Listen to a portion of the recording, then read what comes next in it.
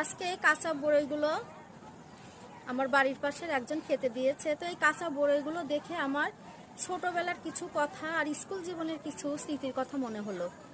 আগে আমরা যখন স্কুলে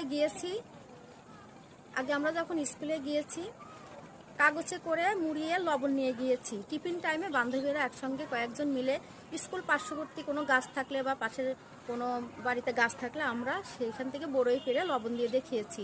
আবার স্কুল থেকে আসার পথে যদি কোনো গাছ পেয়েছি ঢিল দিয়ে সেখান থেকে বড়ই পেড়ে খেতে খেতে এসেছি। এই কথাগুলো আজ খুবই মনে পড়ছে। তো তোমাদের মনে পড়ে কি না সেটা জানিও কমেন্টে। আর আজকে এই বড়ইগুলো আমি মাখিয়ে খাবো। বন্ধুরা, বড়ই মাখা হয়ে গেছে, এখন খাচ্ছি। আগেকার দিনের সেই টেস্টটা হয়তো পাবো না, হয়তো এটা ফিকে ভালো লাগে মনের কাছে, তারপরে ভালো লাগছে। দেখো কলার পাতাও কেটে নিয়েছি।